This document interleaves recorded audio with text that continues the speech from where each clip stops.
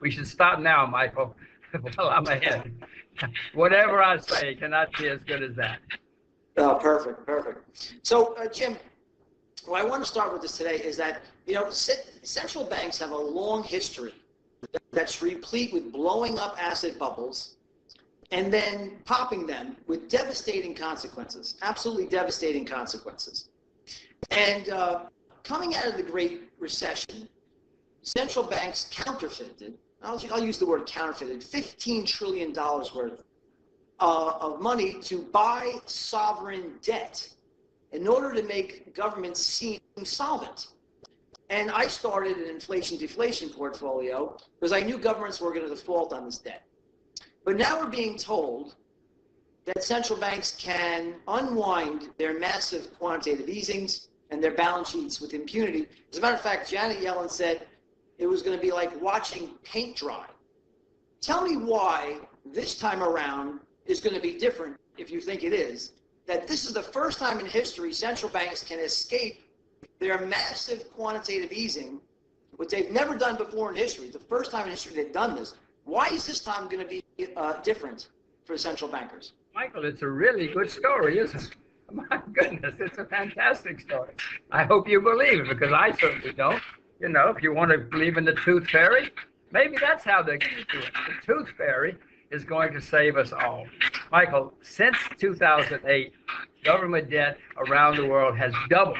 Now, everybody has talked about austerity and how we're going to cut back spending and pay off the debt, et cetera, but the debt has doubled. The debt at the American Central Bank has gone up 5 or 6 times in just 9 years. This has never happened before in recorded history, as you point out. Never, ever have interest rates been this low, and they say it's all going to be okay. You better call the tooth fairy, and you better watch Pinto Portfolio Strategies so that you survive. But we're one of the few people on Wall Street that actually get this. I mean, everybody else seems completely sanguine with the fact that the Fed could not only raise interest rates 3 or 4 times per annum, but also drain their balance sheet. Their balance sheet used to be $800 billion prior to the Great Recession. $4.5 trillion it exploded to. And forget about the ECB and the Bank of Japan. And what the hell they're up to, I have no idea. They'll never be able to drain their balance sheet. But everybody seems to be completely convinced that the market could just go along on all-time highs, trading at 26 times trailing earnings, 150% market cap to GDP, and somehow, nothing bad is going to happen this time around. I'm just floored about the whole situation. Maybe that's why you were recently quoted as saying that the next bear market will be the worst in our lifetimes. Can you just briefly expound on that? Well, first of all, I don't find it such a strange statement. We've had bear markets every few years since the beginning of time all over the world, and we will have another one. Janet Yellen also says we will not have another bear market, and we will not have any more financial difficulties. So, again, Janet Yellen and other central banks have a different view from me. All I said was that when we have the next one, and we will have one, it's going to be worse than we've ever seen. 2008 was awfully bad, Michael, as you remember. Well, since then, the debt has gone through the roof. I've already said just government debt alone has doubled since 2008. So it has to be the worst in our lifetime. Now, it's not so bad if you're ready for it and you're survived. I mean, if you watch Pinto Portfolio Strategies and you know what's going on, you're knowledgeable, then you'll get worried, and then you'll get prepared. But, Michael, you understated how bad it is. The Japanese... I did. The Japanese central bank prints huge amounts of money every day and buys bonds. They own 40% of the Japanese bond market. They also buy ETFs. They control the Japanese ETF market. They're constantly buying Japanese ETFs. And by the way, I own Japanese ETFs because of that, because I know they have enough money and can print as much money as they want to. Now, in Switzerland, which was always the paragon of virtue, Swiss franc was backed by gold, backed by integrity, backed by everything. Now, the Swiss central bank every day prints money and buys Amazon and Google. They buy the FANGs in America. So the Swiss franc is now backed by Google. When this all comes to an end, not especially, but when people realize that the Swiss franc is now backed by Google, and you're going to see Amazon and that lot going down a lot in the bear market, as they always do. What's going to happen to the Swiss franc? So, Mike, you're just getting started. You don't know how bad this is going to be. Jim, according to my calculations, the deficit in 2007 was 1.1% of GDP. According to my calculations, the deficits going forward, fiscal 2018, 2019, if you add in central bank sales, are going to rise to 8 to 9% of GDP. These annual deficits, 8 or 9%. I mean, this is just disgraceful and unheard of in peacetime.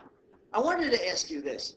I have my own opinion. My own opinion really is, I'm interviewing you. I think yields are going way higher than 4% on the benchmark. But where do you think yields are headed to on the benchmark 10-year Treasury? Give me a guess as to when you think that's going to happen. And what's the trigger there that sets the stock market off, takes it down maybe, further past 10% into a bear market territory? Well, Michael, I'm not a very good market timer, or I'm not a very good short-term trader, but I will tell you that interest rate, in America, we've had very long cycles in the bond market. The bond market started a bull market, or a bear, depending on how you look, interest rates or bond prices, started a bear market in 1946, which ended in 1981. You can tell that that's 35 years. Then in 1981, we started a bull market in bonds. Well, that one has gone on for 36 years now, 37 years. So bull markets in America, anyway, have had a habit of being very long. So I would just suggest to you it's already started turning, and the interest rates are going to go up for a long, long time. If I told you how high, you would hang up. You would stop listening to me. They've never been this low in world history, anywhere in the world. We've never seen interest rates like this, and world history has been around for a few thousand years. So when the next bear market comes in bonds, it's going to be a doozy. Well, give me an idea. What do you think they can go to 3%? I mean, I think they go to 3% before February. In September of 1981, the long-term bond in America was 15.5%. 15.5% was a long-term. I was the treasury. I'm not talking about junk bonds. I'm talking about United States Treasuries were 15.5% in September of 1981. You take it from there, okay? Okay. I want to talk a little bit about the massive influx that we've had to passive By the way, ETFs. just cover one other thing. In 1981, America was a creditor nation. Now, it was a creditor nation. Now, we're the largest debtor nation in the history of the world, and as you aptly point out, the debt is getting higher every day, every hour. So we shouldn't be very sanguine when we hear CNBC pundits come on and say, it's only 2.9% on the 10-year, and what do we have to worry about? Maybe they go to 3%, or maybe 3.5% for the next few years, but that's just a sign of a bull market. I don't believe that. I can glean from what you're saying. Interest rates can go a hell of a lot higher from here, maybe into double digits, and I'm kind of on your side on that front. You talked a little bit before. I didn't know anybody watched CNBC. I thought they had like 30. I thought they do 30,000 viewers or something. Well, I just did an interview when I have 60,000 hits. So I think you're going to get more hits on this show times 2 or 3 than you'll ever get on CNBC. But you talked about ETFs before. And I sort of wanted to ask you this question about the inverse volatility trade that kind of blew up huge a few weeks ago. Everybody was piled into these inverse vol trades. They figured, hey, the market can never go down because we're just front-running central bank bids. And all of a sudden, people got spooked, and volatility spiked to 100%, and inverse vol went to 0. And people were piled into these ETFs and ETNs. Well, there's been a massive influx into ETFs, and these ETFs kind of all own the same few stocks. Apple's in this ETF, and Apple's in that ETF, and everybody's in these passive ETFs. And when the poop hits the fan and everybody tries to get out of these ETFs at the same time and the same stocks, what's going to happen, Jim? What do you think? I know you have some thoughts on it. Well, you just said it, as well as I do. Everybody owns the same thing. It's even more narrowly focused now than in previous bull markets because it's so easy. Listen, I'm as lazy as anybody else. I own ETFs. I told you. I own Japanese ETFs because of we all are, not everybody's lazy, but I am, and a lot of people are. And so you buy the ETF. So when it goes the other way and we all say, oh my gosh, I better sell, we're all going to sell the same thing, which means we're all going to, it's going to be a very, very concentrated. If you own stocks that are not in an ETF, please send me an email because I want to know what they are. That's what the opportunities are. Those are the stocks that haven't been going through the roof. They're still cheap, but they're not going to get crushed next time around either. So maybe that's where, if I weren't so lazy, that's what I should be doing, looking for the stocks that are not in the ETFs. You imagine when this market turns and everybody has to sell Facebook and Apple and Netflix and Google over and over again as the ETF gets redeemed, and then they have to redeem the underlying equities in the ETF, and that causes them to go down further. Oh boy, I'm telling you, this is going to be a wild ride, Jim, unfortunately. But we're here to warn people, not here to scare people. Like Cassandra's, markets do go down, and it's going to go down again. I want to switch down to. Let me interrupt again. I said before, we're going to have the worst bear market in my lifetime, and I'm older than you. I've seen some bear markets, so it's going to be a mess for the reasons you just enunciated. I'm looking at junk bond yields. That's where I think the epicenter of the next crisis is going to be. Junk bond yields are about 5.5%. If you take interest rates to 0% and you have some $14-15 trillion worth of sovereign bonds having a negative yield around the world, European junk bonds were yielding less than treasuries, and even some corporations, investment-grade corporations in Europe, had a negative yield. And people were scampering all around the world looking for yield. And so they found a home in junk bond ETFs, 5.5%. The 10-year note went from, in 2016, July 2016, went from 1.4%. If it goes just to 4.4%, these people who are invested in treasuries are going to lose about a quarter of their value. 25% of their value gets wiped away. And if the treasury goes to 4.5%, you and I just agreed that could be a floor rather than a ceiling. The junk bonds aren't going to yield 5.5%. There's going to be a rush out the door of these junk bond, collateralized loan obligations, leveraged loans. And when that happens, the economy is going to suffer. People are going to get laid off. What are your thoughts on that? Am I off the wall and thinking that the junk bond market is just an accident waiting to happen? Well, I hope you're not. I'm short junk bonds. I would agree with you. The spreads, the yield spreads between junk bonds and AAA, whatever that is now, is very, very narrow. Never been this narrow.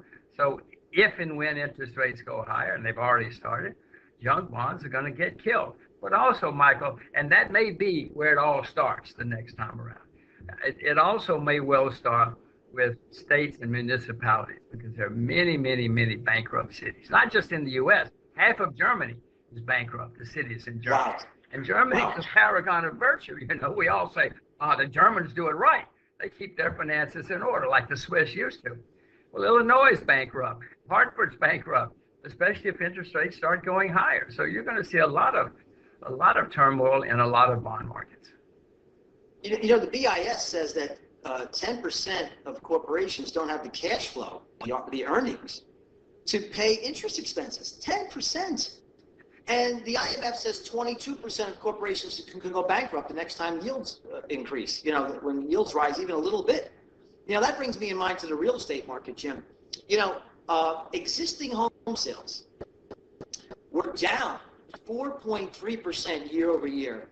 And we just happen, it's just the tip of the iceberg we've seen as far as yields are concerned. The 10-year is 2.9%, Jim.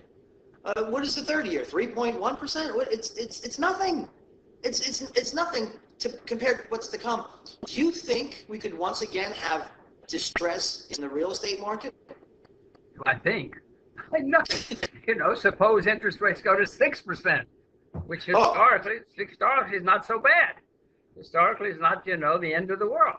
So, no, of course, many, many places are going to get killed in real estate. Now, there are going to be places that I'm sure are going to do very well. Go to the markets that nobody's looking at. Go to North Korea or Vietnam, and there are plenty of places where real estate is still very cheap. You and I cannot invest in North Korea, but other people can. There are plenty of places where real estate is still reasonable. Not in most of America. I live in Singapore, certainly not in Singapore. I would certainly not suggest buying property in much many Asian cities. Well, there's parts of the California market I wouldn't touch either at this juncture either. But what are your views on precious metals here and the value of the U.S. dollar, Jim? Well, I own some gold. Funny you should ask. I happen to have some sitting around, and some silver sitting right here on my desk. Not for you, by the way. I own it, but I haven't bought any serious gold and silver since 2010. I haven't sold any. I own a lot. I'm waiting for another opportunity if and when there's serious turmoil. Gold and silver usually go down a lot too, at least at first. And if and when that happens, I hope I'm smart enough to buy a lot more gold and a lot more silver. Before this is over, Michael, people are going to lose confidence in governments. People are going to lose confidence in money. And throughout history, they buy gold and silver. Whether they should or not is irrelevant. That's what they've always done, and they're going to do it again. In my view, gold will turn into, certainly get very overpriced, might turn into a bubble this time around or next time because the turmoil is going to be so bad. So, no, I'm not buying now, but I got plenty. I even have some right here on my desk, quite like this. I'm right with you, Jim. I don't have it to show on camera right now, but I'm right with you. I think gold's going to absolutely skyrocket after the next recession ensues. If they have to now reverse QT, go back into QE, launch universal basic income, negative nominal interest rates, helicopter money. I mean, that's all those things they're going to have to do to bail out the insolvent pension plans that we have, both public and private. Gold is just, going to be gold and silver, platinum, huge buys in my opinion. After the next recession, though, I mean, right now I'm underweight in my portfolio, only about 10%. But you're right, though. Dollar should fall, and nominal interest rates and real interest rates should tank with the next recession. So I have to ask you this. I want your opinion on this. Donald Trump comes into office. He first of all, candidate Trump was going to pay down the national debt. I don't think he's going to do that in 8 years, or even if he had 80 years, I don't think he'd be able to do it. But he does say that he can grow the economy by 3 or 4% due to his tax cuts, his corporate tax cuts. Do you think that Mr. Trump can engender that kind of growth and save the U.S. economy? Well, it's a wonderful story. We've been discussing some great fairy tales here today, Michael. No, it's a great story, and I hope.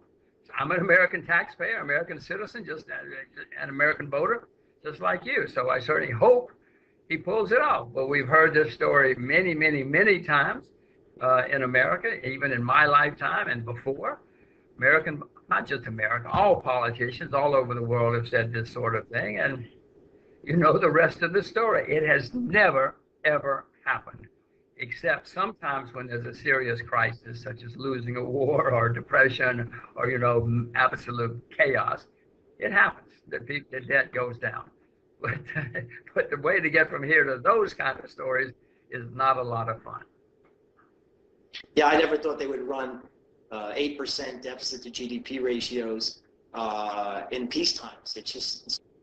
And we're only at 103% of debt to GDP. It's just unheard of. I want to leave. Go ahead. No, go, please. I was going to say, America is the largest debtor nation in the history of the world. It's never happened before.